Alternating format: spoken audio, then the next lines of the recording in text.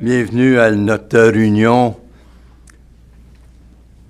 du comité plénier du 11 mai 2022. Welcome everyone to our meeting of the May 11th, 2022.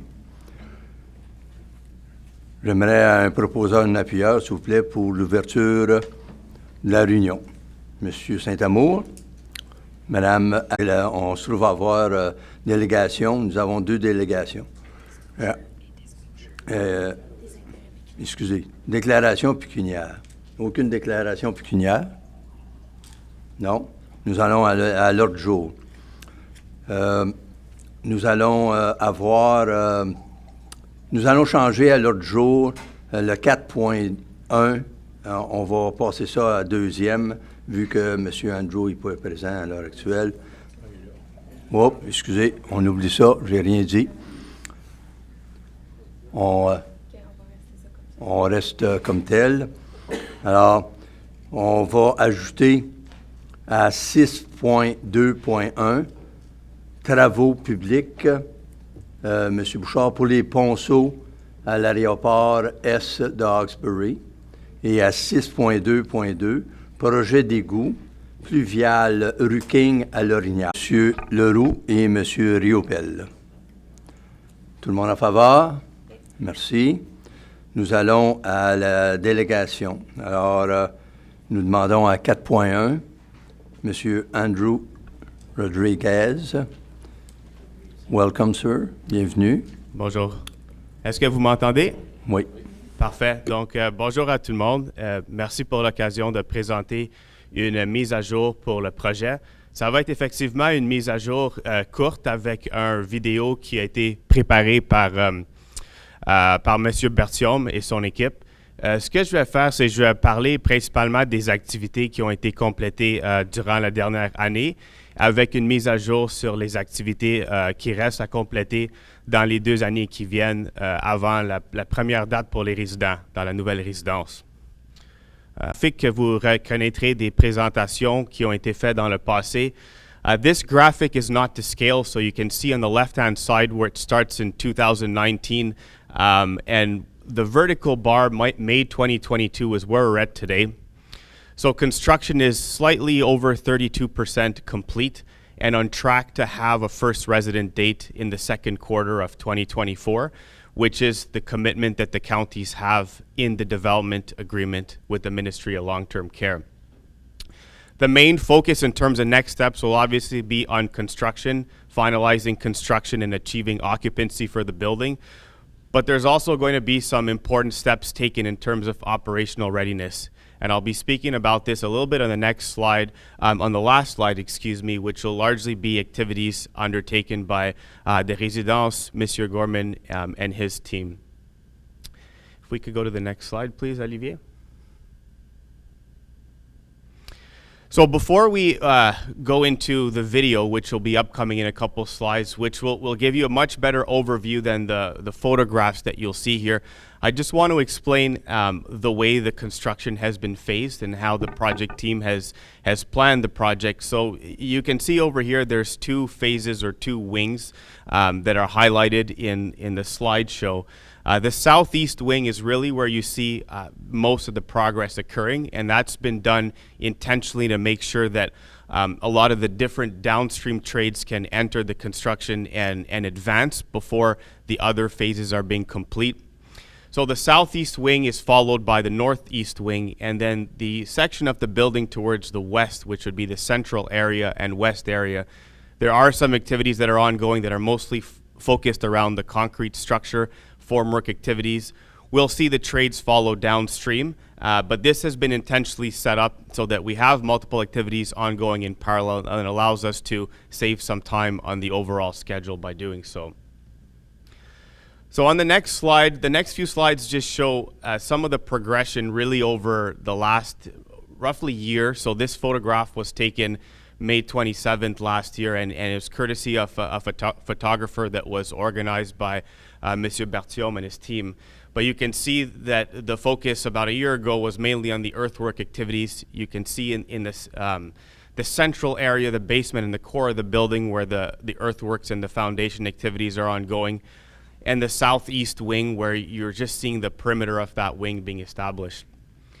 On the next slide takes us to mid-October last year, and here you can really see the footprint of the building.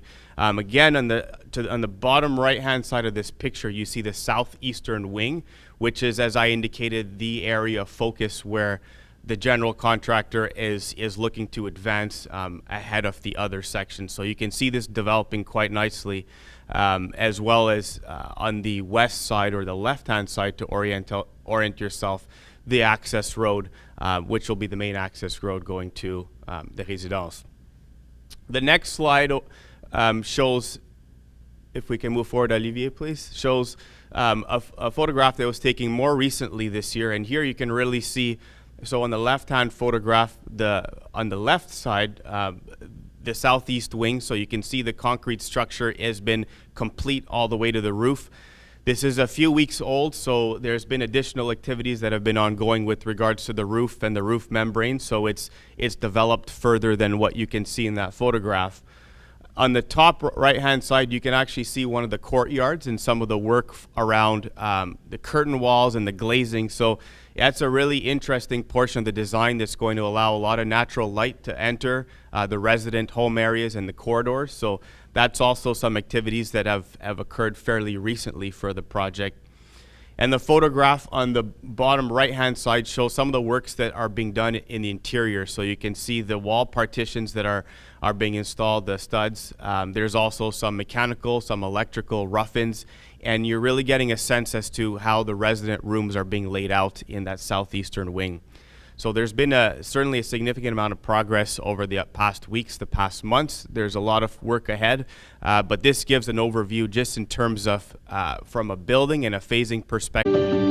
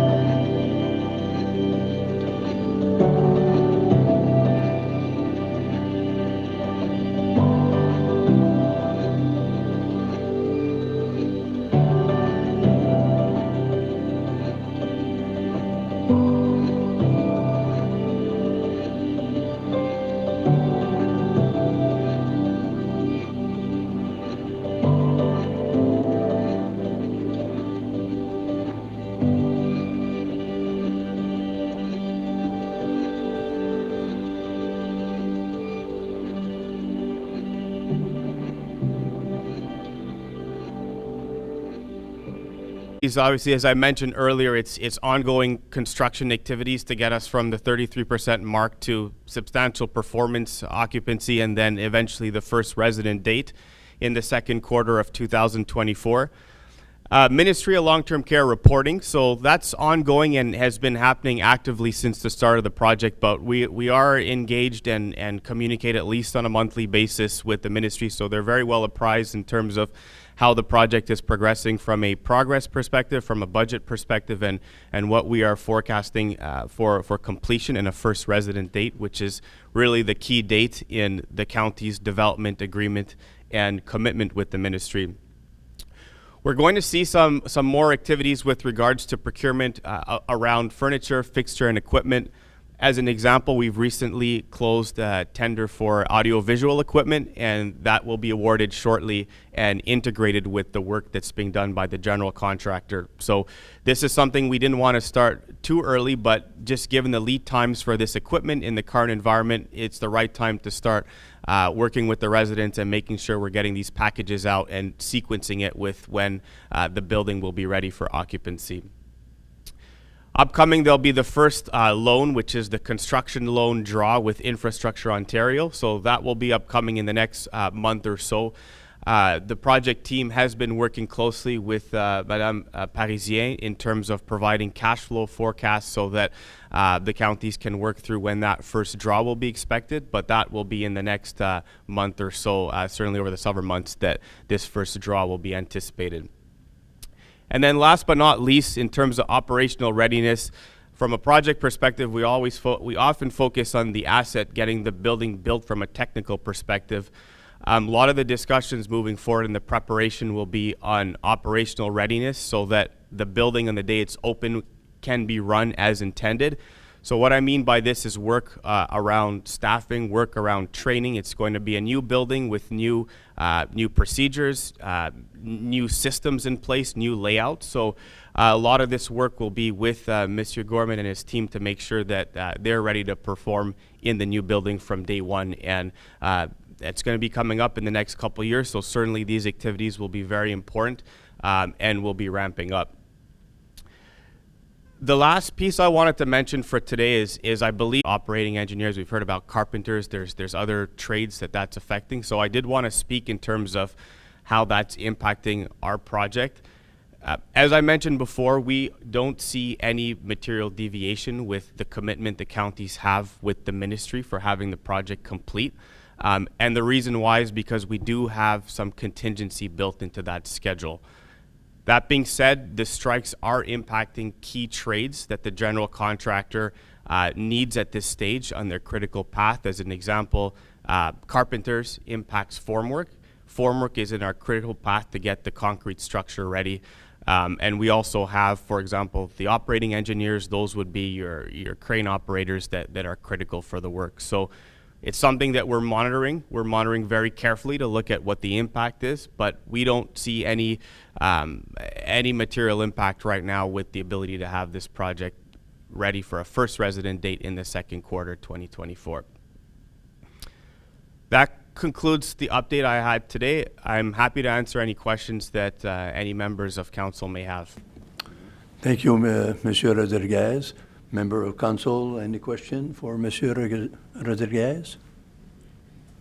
So thank you so much for the presentation. Continue the good work. Merci beaucoup. Thank you. Merci. Avant de... Excusez, Monsieur... Merci, Monsieur le Président, membre du Conseil. Simplement un à côté, en lien avec la présentation de Monsieur Rodriguez, pour dire qu'on a toujours le soutien là, de Colliers Project. Dans ce dossier-là, ça va excessivement bien. Puis avec l'entrepreneur général, on a d'excellentes relations avec cette compagnie-là à date.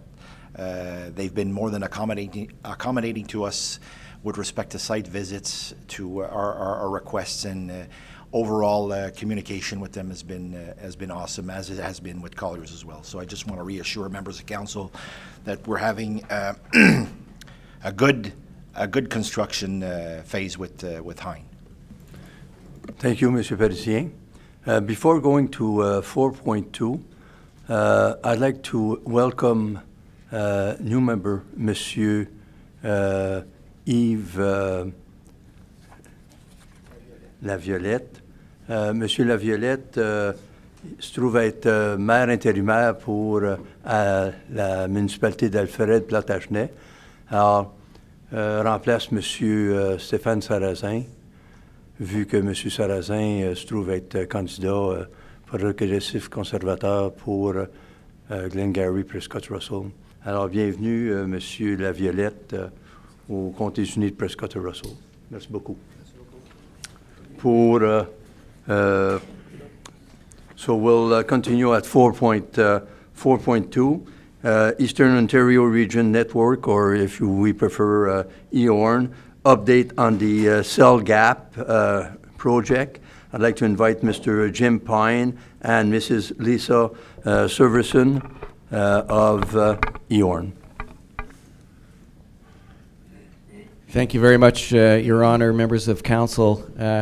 It is, if I can say this, an absolutely fantastic, huge pleasure to be back here in Prescott-Russell.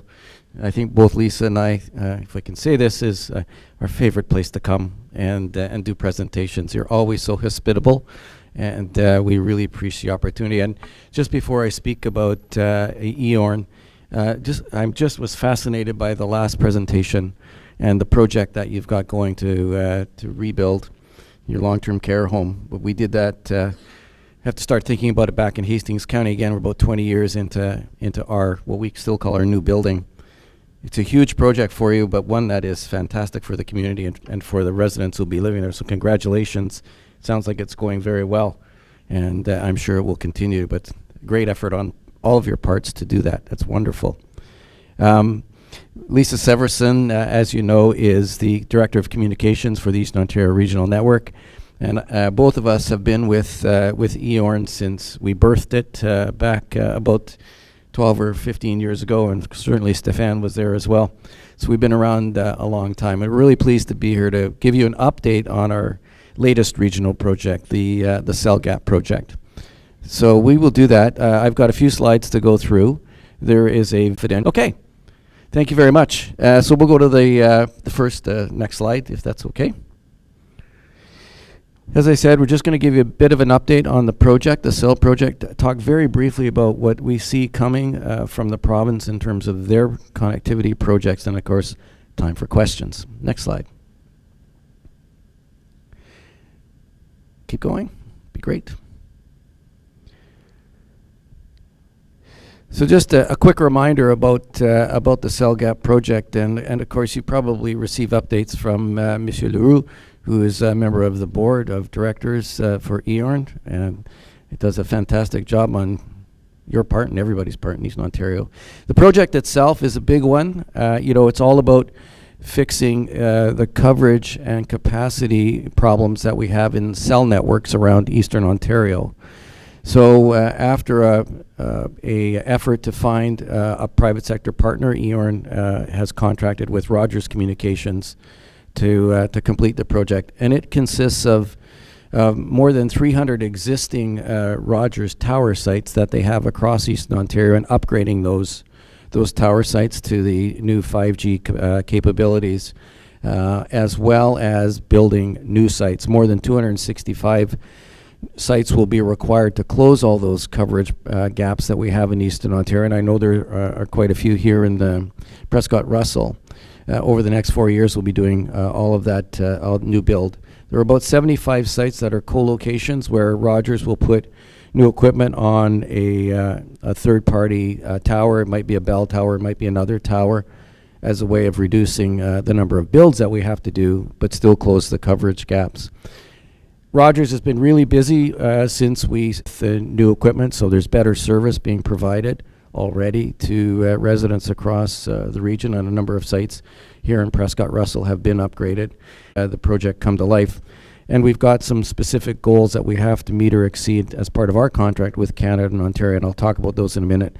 And EORN, like it has in its previous projects, we just don't build it. We help get it done through a private sector, public-private sector partnership, but then we have long-term contracts with Rogers in this case around the level of service. So we just don't build it and walk away. It gets built, and then EORN stays around for at least another 5 years to make sure the commitments Rogers made to service to the customers is done properly. So we're here for the long term. As I said before, it's about closing the gaps in coverage. It's about increasing capacity so we can do more than just make a phone call. It's about being able to use your tablet or your device to do a lot of data-intensive work. So it's about capacity. It's also about public safety, because we know in East Ontario and a lot of places in my county where people cannot even make a 911 call because there's just no connectivity. So we're going to fix that. And it's about giving municipalities like Prescott-Russell and your local municipalities another tool to do services in a better way. And I really see it for our paramedic services in Hastings County as a great opportunity for an ambulance to stay connected to the base hospital as it's delivering a patient all the way through a video link if they need to do that as the new technology changes. So I think it's going to really improve the services, and it's going to be great for our business sector as well, for tourism particularly, as customers can get connected. So it's got a economic, health and safety, and just a better level of service benefit for this project as we complete it. The other good thing, if I can just say, in terms of broadband infrastructure in place in order to broadcast, so people can do, get on the internet and do the high-speed stuff. And with this new tower infrastructure across Eastern Ontario, there are a lot of places that are going to be able to get improved high-speed broadband services. You see them on the slide here. What we want is ubiquitous coverage across Eastern Ontario. So that's the 99%, so that you can make a phone call, you can stay connected, or you can make that 911 call. Then we want higher levels of service, as I mentioned earlier. At least 95% of the area that we're covering, you'd be able to do your standard definition type of work, supporting email, web browsing, social media, that sort of thing. And then finally, we want more capacity in the network so that we can do that high data intensive work, whether it's video streaming or movies or data intensive applications, as I mentioned, across 85% of the area. We have to meet these goals. We're going to try and exceed them, of course, but those are the three things that we've contracted with the province and with the federal government, and Rogers has contracted with us to do. So that's our basic goals in a nutshell for the project. Improve coverage, improve capacity. Next slide. This is a Rogers map, actually, that just represents what the area is going to look like in terms of coverage by the end of the project. And you can see our 99% coverage area. It's all red, except for some very small areas where there's really no people, there's no roads. And so there's just no need for coverage there at this point. But we expect we will get at least to the 99%, and maybe we can even get a little bit higher. But that's what the coverage area will look like. So we will have achieved our goal of ubiquitous coverage across the region by the end of the project. Next slide. We've been at this project, trying to get it done since 2014. It takes a long time to get a big regional project like this done, as I think you all know. But we've been at it in a big way since the start of last year. And one of the important things that we're doing is working with First Nation communities and Indigenous groups across Eastern Ontario, and actually outside of the region as well, as part of our duty to consult. And Lisa and I lead those discussions with the First Nations communities. And it's been very interesting, very exciting, and they've been great to work with. So we've started that back last year. Rogers was announced as the successful bidder last year, and we've also undertaken for each of the new build sites archaeological assessments. That's a very formal process that involves licensed archaeologists, and we have a roster of archaeologists that we've retained to look at probably most of the new proposed sites, over 260 or so sites, that they will actually be doing stage 1 and stage 2 archaeological assessments. So they look at it on the paper side in stage 1, and then they're actually on site in stage 2 doing test pits and looking for any kind of archaeological evidence that may be there. So that's a big effort that we're doing in conjunction with the duty to consult and all of the other work. And as I said before, we've got lots going on with these. Should get the benefit of a project like this. So it's important for us to work with the communities to make sure that that happens. So, hats off, in my opinion, to the Warden's Caucus for taking that. In the Rogers video, I think that's coming up. But there is a long process to get to actually the stage of building a tower. It can take up to 2.5 years to actually get all the way through the process. Where Rogers can actually start to construct, all the way from finding that first property. All of the towers are going to be built on private land, so private landowners. So Rogers has to find first, from an engineering perspective, where the right spot to put a tower is, then work with property owners in the area to actually secure a lease so that we can get that site locked up. Then we're working with our First Nations friends, as we've been saying, around those sites. We go through a land use authority process. That really happens at the local level in your communities. Rogers will be coming to you with the proposed tower sites where they've got a lease and asking for your support to build that tower. So local municipalities have a really direct role in this project when it comes to siting the new tower locations. And so that goes through a process. I've talked about the archaeological assessments. We then have to notify the province and of course all of the work to get the materials to the site. So that, as I say, can take up to 2.5 years to get through to get a site. So you can see why it takes us 4 or 5 years to build this project. There's a lot that goes into to actually getting a tower up. Next slide.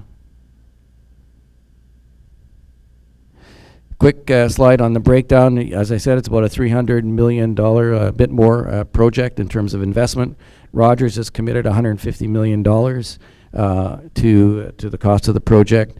Both Ontario and Canada committed $71 million. And of course, the Warden's Caucus and Prescott-Russell, as part of the Warden's Caucus, along with the Mayor's Caucus, are contributing just over $10 million. One of the first to be in the show in terms of committing to it, and we appreciate that leadership. So this is how we're paying for a bit more.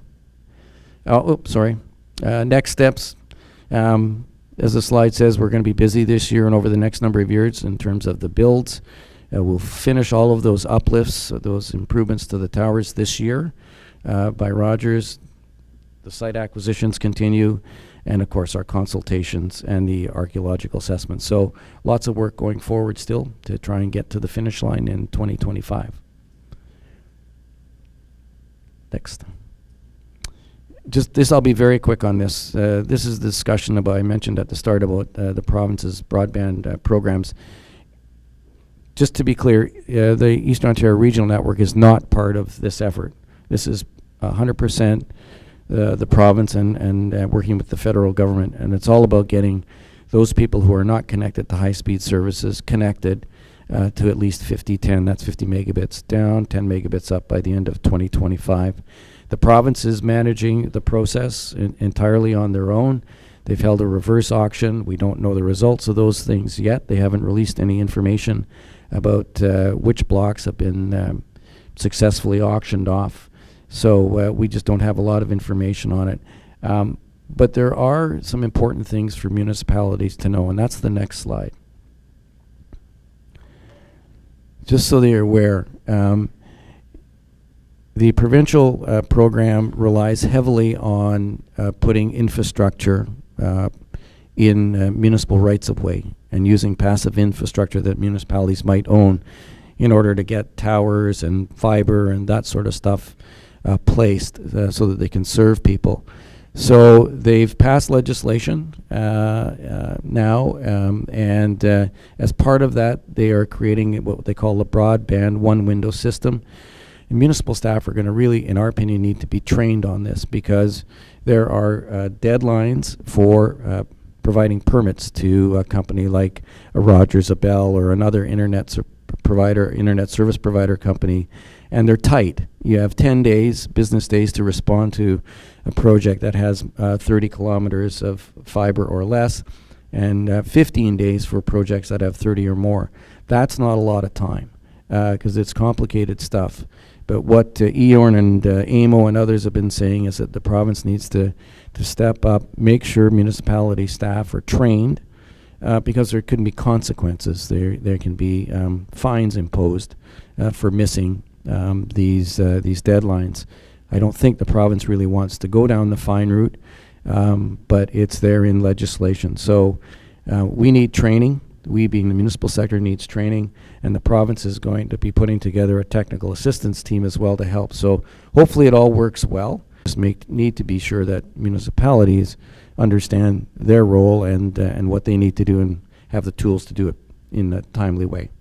So something to watch for. All of your staff are going to need to know about this stuff in the coming months and years. Honor, there's the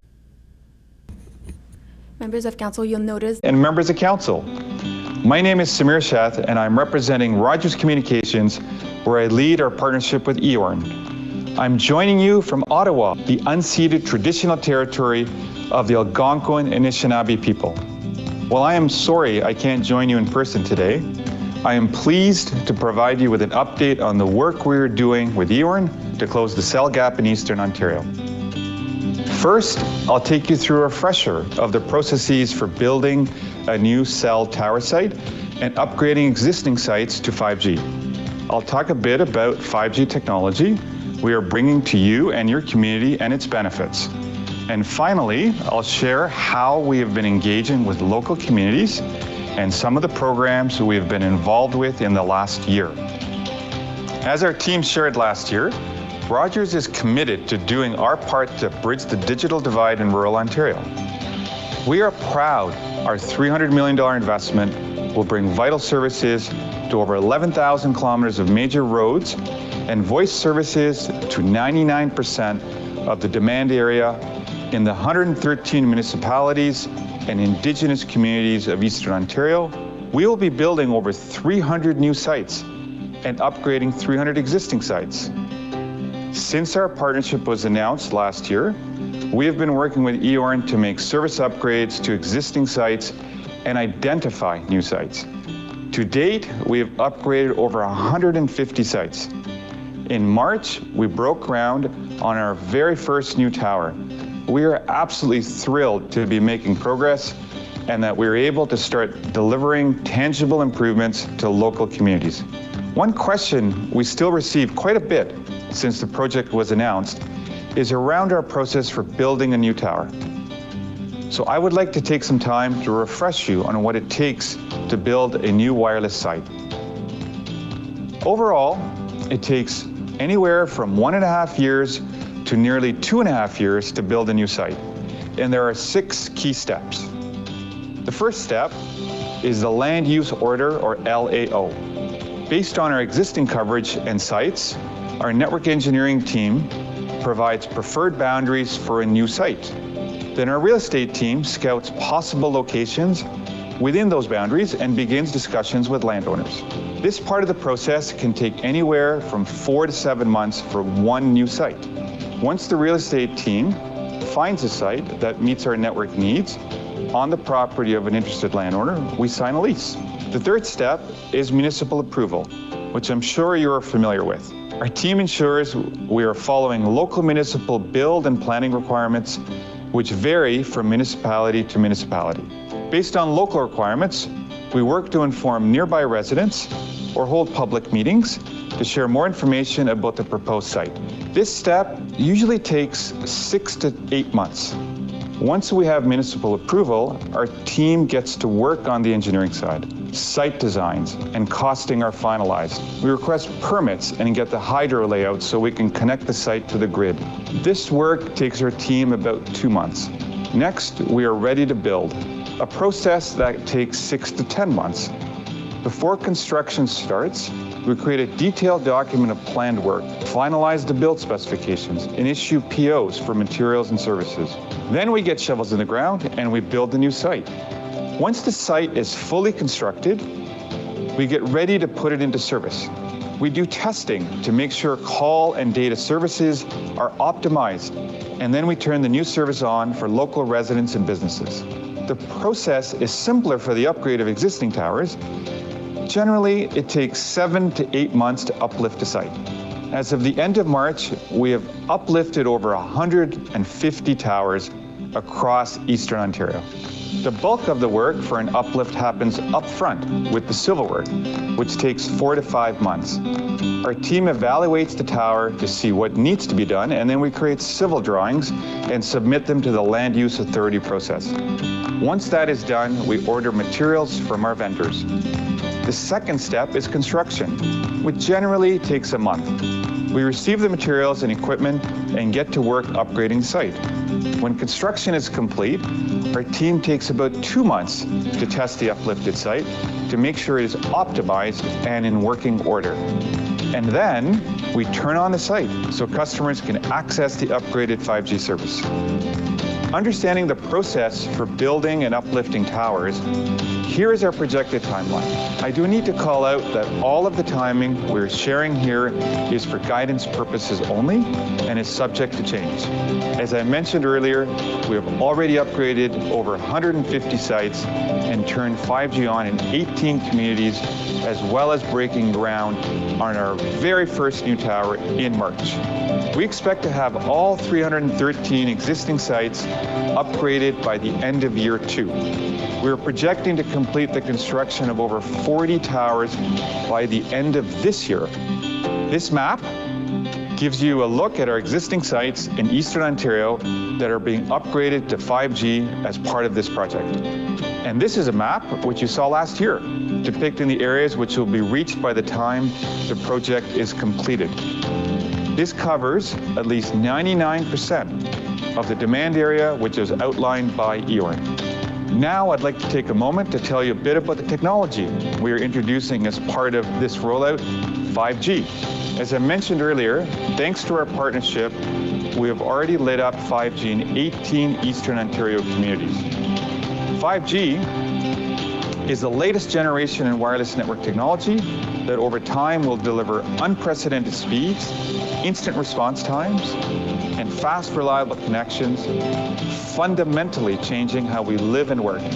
As it evolves, 5G will offer new experiences and capabilities we can only imagine today with revolutionary speed and connectivity. 5G will be capable of peak data rates of up to 100 times faster than 4G and also bring greater network capacity. 5G will support up to 10 million connections per kilometer, 10 times more capacity than our 4G network. You also get instant response time. 5G will reduce response times to as low as 1 millisecond, or up to 10 times lower than 4G to deliver ultra-low latency.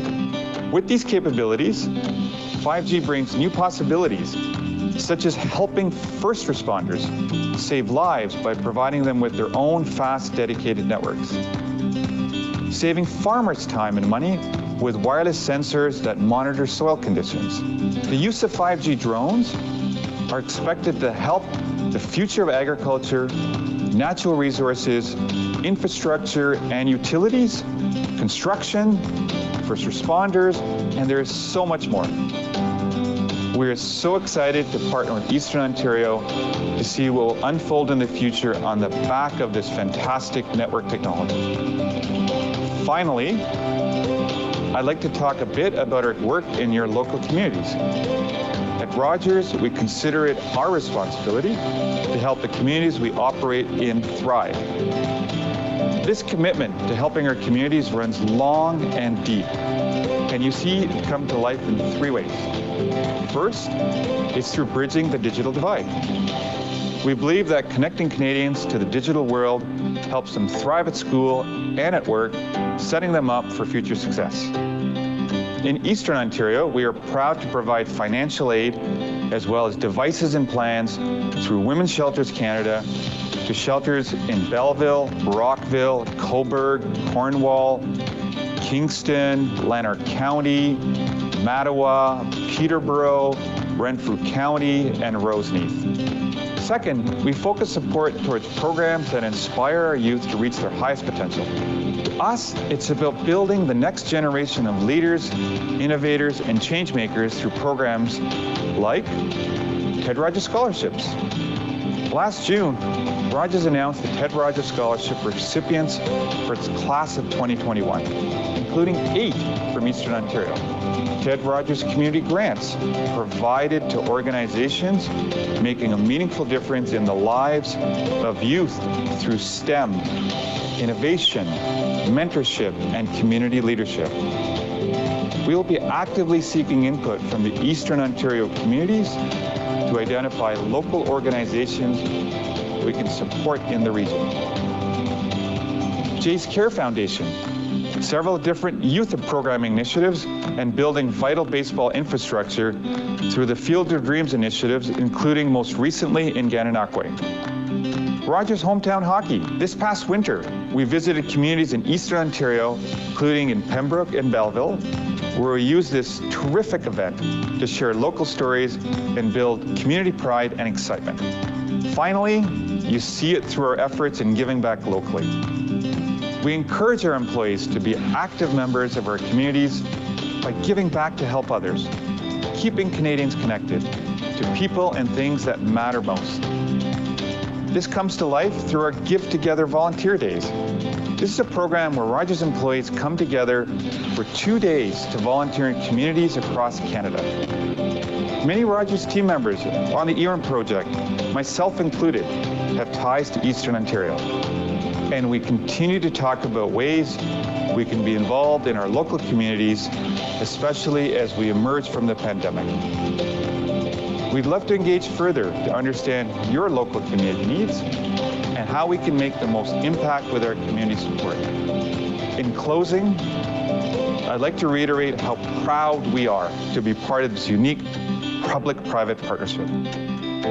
It is thrilling to be part of a project that will bring more than 3,000 new jobs and over $420 million in economic growth to this region. Thank you.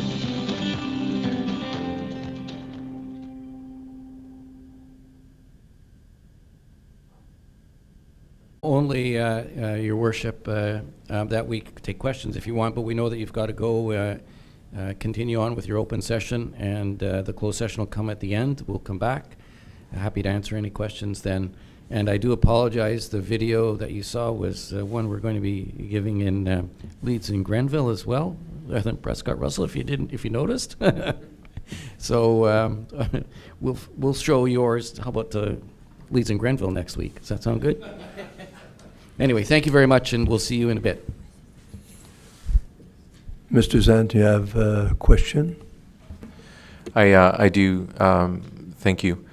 My question is essentially, I'm looking at the map. It's a small map because obviously my city on the whole map of Eastern Ontario doesn't show up very large. But I can see some white dots, and I just want some confirmation on that. Obviously, so you said earlier that there were only the white areas where there were no streets. Is that actually confirmed that that's the case? Because we do have a lot of zones in our city that have zero cellular data. So I just want to make sure that no one's being left out. I think I can, when we get in camera, the answer is yes to your question that you'll be covered. But when we go in camera, we can show you a little more specifically some of the proposed tower sites. Okay. And we go in camera for that because they're proprietary, business proprietary information. But so we'll give you a little more detail when we get in camera, if that's Perfect. okay. Yep, I appreciate it. Thank you. Merci, Monsieur le Président. Merci, Mr. Sant. Well, I'd like to thank Mr. Pine and Mrs. Severson to this presentation to give us this information also. So thank you so much for your time, and we'll be seeing you shortly. Great. Thanks very much. Thank you.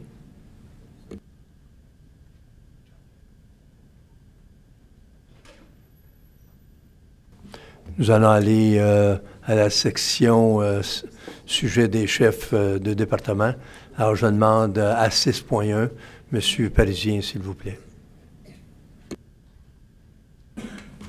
Merci, M. le Président, membre du Conseil. Donc, c'est un petit peu pour traiter des élections municipales qu'il va y avoir cet automne, parce qu'on réalise qu'il va y avoir des changements au niveau de votre date d'entrée en fonction. Instead of being sworn in on the 1st of December, you can be sworn in as early as November the 15th. So, in fact, you're going to be acting in your positions, if you're elected, 2 weeks sooner than what is normally happening. So, this being said, we're going to have to look at what we're doing in November, because past the mid-month, we can't sit, nor is it necessary to sit. So, we've got on November 9th the Planning Committee. Il y a une réunion du Conseil le 23 novembre, puis il y a une réunion de la résidence le 24 novembre. Donc, ce qu'on va recommander, Monsieur le Président, pour la fin du terme, c'est d'éliminer ces 3 rencontres-là. Oui, OK, je vais me reprendre, merci. Ce qu'on va recommander, c'est de repousser la réunion du comité plénier du mois d'octobre, qui devait se tenir le 12. On va donc recommander de la tenir une semaine plus tard, soit le 19. Et on va tenir la réunion du Conseil qui devait avoir lieu le 26 octobre. Elle également, on va la repousser au 2 novembre pour avoir au moins une autre réunion avant le début du nouveau terme. Donc, urbanisme, plénier, travaux publics le 9 novembre sont annulés. Bien entendu, la réunion du 23 novembre ne tient plus. La résidence le 24 novembre ne tient plus non plus. C'est donc dire que la réunion du comité plénier d'octobre, qui devait avoir lieu le 12, sera tenue le 19. Et la réunion régulière du Conseil, qui devait avoir lieu le 26 octobre, sera tenue une semaine plus tard, donc le 2 novembre. Si le Conseil est d'accord avec cette proposition-là, on va amener une résolution dans 2 semaines pour formaliser le tout. Je suis disponible pour répondre aux questions, M. le Président. Merci, M. Parisien. Membre du Conseil, questions, commentaires? M. Leroux. Merci beaucoup. 100% d'accord, il n'y a pas de trouble. Just making sure, c'est quoi la date limite pour le nouveau conseil au niveau municipal to be sworn in? 31 jours après le 15 novembre. Donc, nous, dans votre cas, ça va être le 7 décembre. Non, mais je veux dire, est-ce qu'on va avoir une situation qu'un un maire va être mis ici puis il n'est même pas en place à la municipalité encore? Tu sais ce que je veux dire? Juste le timing, je veux faire certain. We have to get sworn in at our own municipality before we can get sworn in here, right? Généralement, ça n'a pas été un problème, parce que je crois que votre assermentation est toujours plus tôt dans vos municipalités locales, mais c'est quelque chose que je peux confirmer que chacune de vos municipalités pour nous assurer que, justement, c'est pas le cas. Parfait. L'autre, le complément à ça que je voulais amener aussi, M. le Président, c'est que vous savez que nous, en décembre, c'est la réunion inaugurale. Donc, le premier mercredi du mois de décembre, on tient la réunion inaugurale des comtés unis de Prescott-Russell. Puis, elle est plutôt protocolaire, cette réunion-là, qu'une réunion habituelle. Donc, en fait, à cause du fait que vous êtes assermentés dans vos municipalités locales puis qu'on fait notre réunion inaugurale souvent 1 semaine, 2 semaines plus tard, on perd comme la réunion de décembre au niveau des comtés, puis on reprend le collier au mois de janvier. Donc, on a une occasion cette année, si les membres du Conseil veulent le considérer, parce qu'on pourrait changer le règlement de procédure à la prochaine rencontre également, ce serait de devancer la réunion inaugurale du Conseil à la fin du mois de novembre, pour qu'on puisse tenir une réunion régulière du Conseil au mois de décembre, parce que comme c'est une année d'élection, on ne pourra pas adopter le budget des comtés en novembre qu'on le fait à l'habituel. On ne présentera pas non plus le budget préliminaire avec un conseil, possiblement un conseil canard boiteux, un lame duck. Donc, ce qu'on aimerait faire, c'est procéder avec une présentation du budget préliminaire le plus rapidement possible, possiblement tenir 2 réunions en décembre pour qu'on puisse aller vers une adoption vers le mois de janvier pour nous permettre, à tout le moins, d'enclencher la roue avec au moins nos projets capitaux au niveau des chemins. Et si le Conseil était d'accord avec ça, on pourrait modifier le règlement de procédure pour permettre la tenue d'une réunion plus rapide lors d'une fin de mandat et donc en année d'élection. Est-ce que, je suis clair, est-ce que vous me suivez là-dessus? OK. Merci, M. Parisien. Membre du Conseil, est-ce que nous faisons une demande pour la prochaine réunion, que ce soit adopté? Tout le monde en faveur? Donc, oui, ça donc M. le Président, on va vous proposer des dates. On va arriver avec une résolution étoffée qui va proposer des dates, entre autres pour ce que j'ai mentionné au début, et également modifier le règlement de procédure pour permettre une réunion plus hâtive suite à l'élection municipale. Alors, ça me prendrait un proposant. Merci, M. Parisien. Ça me prendrait un proposant, un appuyeur, s'il vous plaît. Je vais proposer avec un commentaire. Allez-y, monsieur. C'est bon qu'on fait ça le plus vite possible parce que ça va déterminer, faire ça que les municipalités nomment les nouveaux maires, que le timing soit bon. Mais, Le plus vite monsieur- possible qu'on peut le faire, nos DG ils vont s'adapter à ça. Monsieur le Président, Monsieur Saint-Amour, exact. Donc, nous, quand on va adopter la résolution, on va l'envoyer à vos municipalités locales avec une petite note, puis on va vous demander de faire un travail de communication, parce que le 15 novembre, c'est un mardi. Puis je sais que souvent, vos réunions, c'est soit le lundi ou le mardi, c'est en début de semaine habituellement. Donc, il est possible que pour plusieurs d'entre vous, votre assermentation soit tenue le 15, possiblement le 16, ou il est possible que ce soit une semaine plus tard. Mais nous, ce qu'on aimerait faire, c'est possiblement tenir la réunion inaugurale du Conseil des comtés le 26 novembre. Puis là, est-ce que je m'avance trop loin, Mme Cadieux, en disant ça, là? Je peux contacter les municipalités locales, s'assurer que ça c'est bon. fonctionne. OK. Oui, parfait. Monsieur Leroux? C'était juste confirmé, j'ai checké sur notre site web. Nous autres, c'est le 21, le lundi, puis le 23, ça sera le mercredi. So.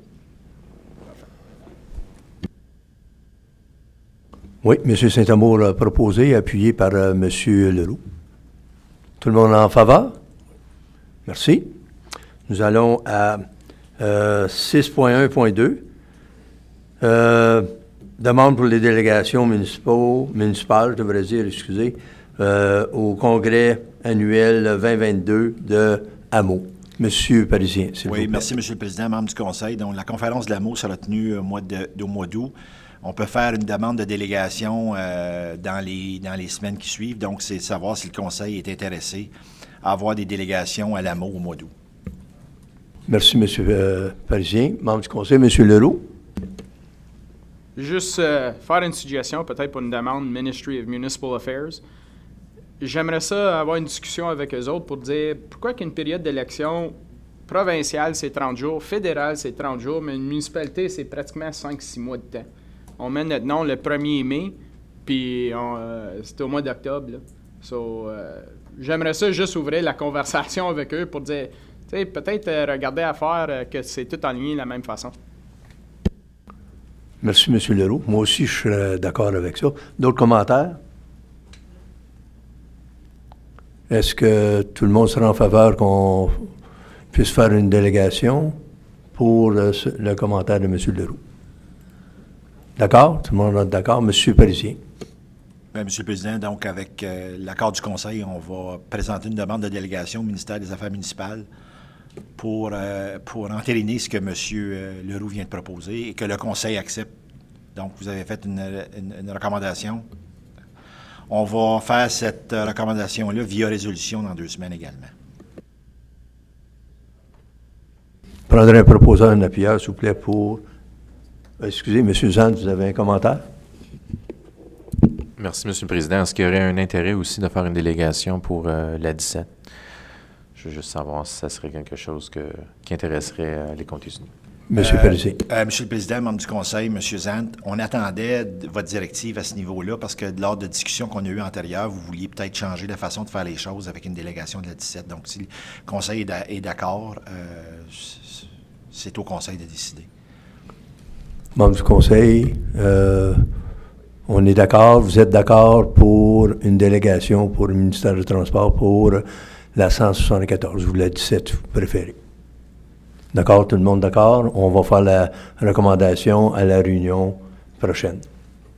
Ça me fera un proposeur, un appuyeur, proposer Mme Asselet, appuyé de M. Ouais, un commentaire, M. Leroux, excusez. Oui, juste savoir, du côté de l'administration, y a-t-il des dossiers pour les directeurs que vous pensez qu'on devrait être en train d'avoir une délégation? Voir s'il y a quelque chose peut-être qui ne nous vient pas à la vie tout de suite. Monsieur le Président, M. Leroux, c'est difficile de vous dire ça maintenant, là, parce qu'on est quand même pas mal de mois avant le... Moi, je m'attendais possiblement à la 1774, le sujet que vous avez traité. L'autre difficulté, c'est qu'on va avoir un nouveau gouvernement. Donc, dans le passé, là, ils vont juste avoir eu le temps. Là, ça va faire à peine quelques semaines qu'ils vont être au pouvoir. Souvent, c'est difficile. On leur donne... Moi, je me souviens qu'au niveau du EOWC, on leur donnait toujours la chance là, de se préparer et on entretenait nos discussions à Roma au mois de janvier parce que souvent, ils vont nommer des ministres au cabinet, des choses-là. Donc, c'est vraiment laissé au conseil. Mais pour le moment, s'il y a quelque chose, on va l'amener dans 2 semaines. Pour le moment, je ne vois rien de spécifique, là. Merci, M. Parisien. M. Leroux, d'autres commentaires? Oui. Madame Asselin? Merci, M. le Président. Monsieur Parisien, est-ce qu'on devrait toujours, encore une fois, présenter la problématique de la 17 et la 34 ou il y a d'autres présentations qui vont être faites antérieurement? Monsieur le Président, Madame Asselin, on a vraiment bien étoffé la présentation du viaduc 34 et de la 17. Je pense qu'on va attendre, on attend une réponse de la ministre à ce niveau-là, parce qu'il y a eu des pourparlers avec M. Sarrazin, qui était maire avant la réunion d'aujourd'hui. Donc, il y a des pourparlers en cours et on va laisser, si jamais il n'y a pas rien qui bouge de ce côté-là, on va s'assurer d'avoir une délégation avec la ministre pour parler de ce dossier-là encore. On est toujours en attente d'une réponse formelle. Merci, M. Parisien et Mme Asselin. Alors, on revient à nos moutons, disant, est-ce qu'on a, le proposal, ça a été proposé par Mme Asselin, ça va être appuyé par M. Leroux pour avoir la recommandation pour la prochaine réunion. Tout le monde en faveur? Merci. Nous allons à la section 6.2.1. Monsieur Jérémy Bouchard, c'est le TP 004-2022, excusez, pour remplacement des ponceaux de l'aéroport de Hawkesbury-Est sur le chemin de comté 17. Monsieur Bouchard, s'il vous plaît. Monsieur le Président, membres du Conseil, as some of you probably remember, last council meeting there was a motion to defer this report, which was which showed a recommendation to close down County Road 17 for 2 culvert replacement at the East Hawkesbury Airport. It was the reason for the motion to defer was to have a discussion with the Council of the Township of East Hawkesbury. Puis heureusement, on a eu la discussion cette semaine à la réunion de conseil lundi soir avec les membres du conseil du canton d'Hawkesbury-Est. Il ne semble pas avoir d'inquiétude au niveau du détour proposé par la municipalité. Il y a aussi des discussions avec la ville d'Hawkesbury, le directeur des travaux publics et ingénierie, M. Wilson, au niveau d'un détour possible sur les chemins internes de la ville si jamais il y a un camion irait encore plus loin que les 3 avertissements sur la 17 comme tel. Je ne sais pas si vous pouvez démontrer, M. Berthiaume, le détour ou le nouveau détour proposé. Peut-être ça va être plus d'informations pour le conseil. Oui, dans l'agenda suisse. Alice. OK. Il est dans le package. Juste pour expliquer un peu le détour proposé, c'est qu'on fermerait la 17 à la route de débarcation à la 417. Donc, à la 417 comme telle, vous ne pourriez plus débarquer sur la 17.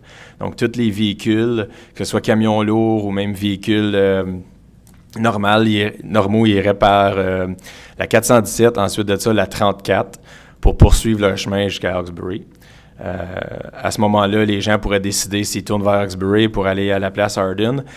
Et ensuite de ça, on aurait un road close à Tupper et la 17 pour empêcher les véhicules de continuer. Évidemment, on veut garder les commerces ouverts, donc on aurait des affiches qui indiqueraient « Businesses are open » pour au moins satisfaire les stations de gaz ou les autres compagnies un peu plus loin. N'oubliez pas, c'est pour une fermeture anticipée d'environ 4 semaines, donc c'est quand même une courte période de temps. Il y a aussi la proposition, c'est quand on fait en direction S, donc à Montréal, il y aurait plusieurs affiches avant la 17 et la 34, donc pour envoyer les camions lourds vers la 34 pour prendre la 417 pour s'en aller direction Montréal. Puis si jamais ils ont des livraisons à faire dans la ville d'Hawkesbury, bien jusqu'à Tupper, il y aurait accès sans problème. Et si il aurait manqué la pancarte et si le but c'était d'aller à Montréal, Il y aurait un détour proposé sur la rue Tupper, Spence, Cameron, pour revenir sur la 17, ensuite de ça par la 34. Il y a d'autres choses qu'on peut mettre en place pendant la période, c'est qu'on peut faire demande d'appel de service de la PPO. Donc, la police provinciale pourrait nous assister pour quelques jours, quelques semaines, même si ça coûte des sous. Évidemment, une somme de 75 000 ou 50 000 pour en sauver 800, je pense que c'est très bien investi. Donc, il y a cette possibilité-là. Puis, il y a une autre possibilité aussi que j'avais mentionnée au conseil municipal d'Hawkesbury-Est si jamais we could dedicate, it would dedicate officer right at Tupper and Front Road Tupper and Aberdeen to make sure that they don't cross and try to deviate the process or deviate the detour route itself. Same thing with Paddy Road, and that was presented to council. They have that option to dedicate, or even Champlain at that point, dedicate Paddy Road as a no truck route for that time being, to eliminate the crossing of the trucks, and we could have police officers enforcing this for a few weeks or a few days and whatnot if we see issues.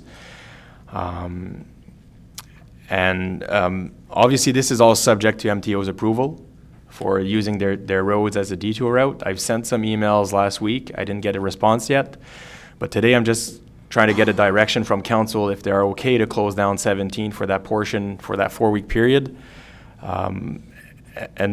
And basically, we could move forward with the award of contract to Arnco at this point.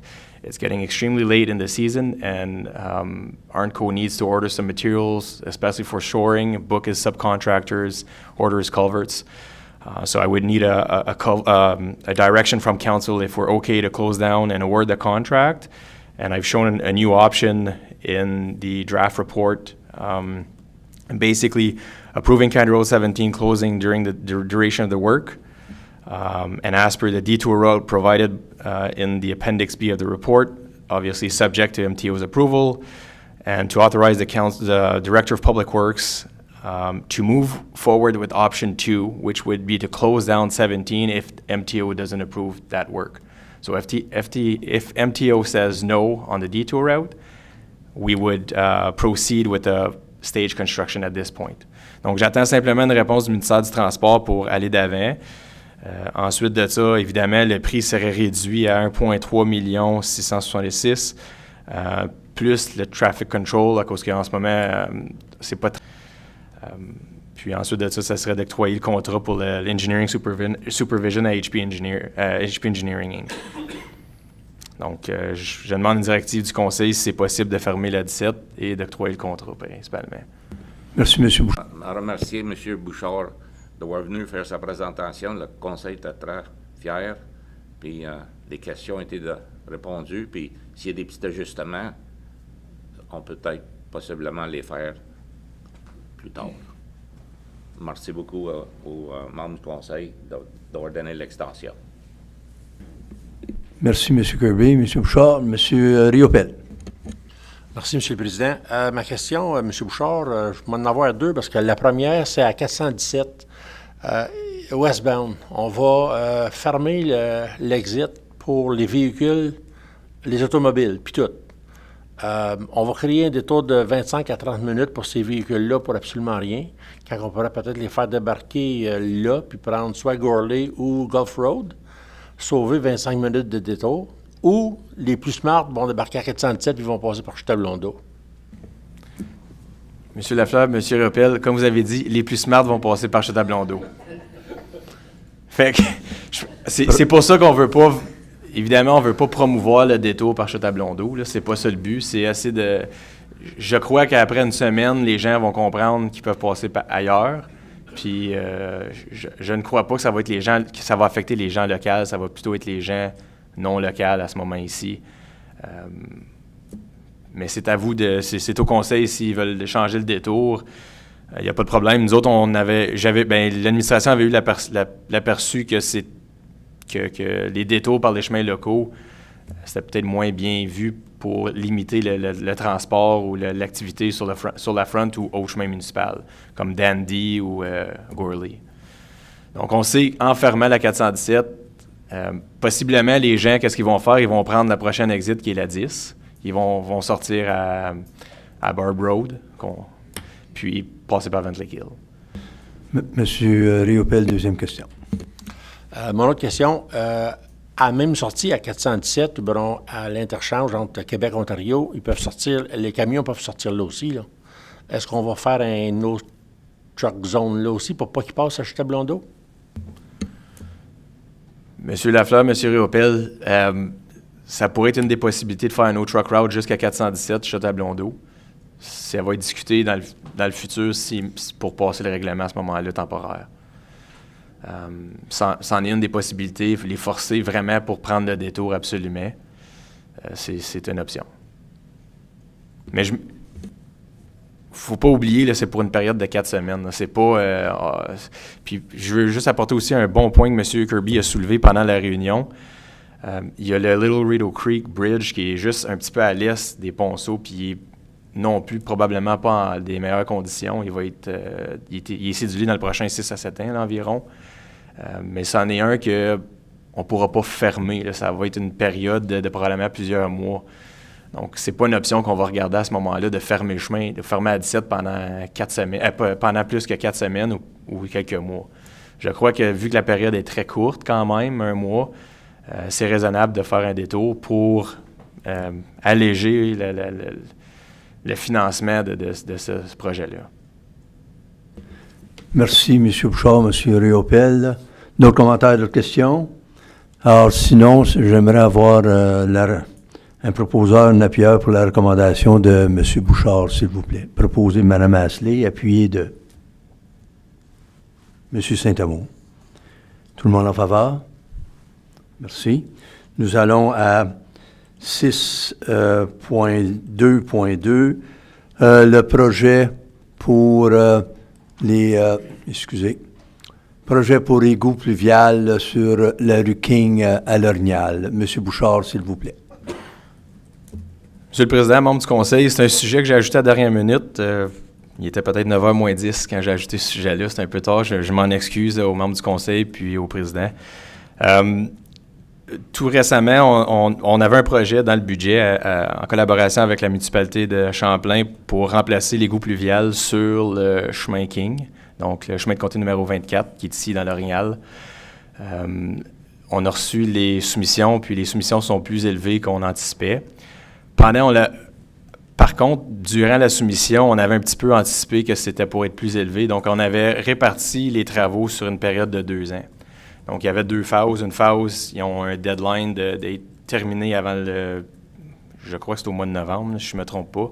Donc, ils doivent terminer avant le mois de novembre pour la première phase et la deuxième phase se fera en 2023. Quand on a reçu les prix, évidemment, c'est au-dessus du budget, on va dire, global des travaux. Par contre, ça rentre dans le budget. La phase numéro 1 rentre dans le budget de cette année, même si c'est un petit peu moins cher, c'est un petit peu moins dispendieux. Le Conseil avait mis 500 000 au budget pour les travaux, puis ça va probablement être réduit à l'entour de 300 000 pour la partie 1.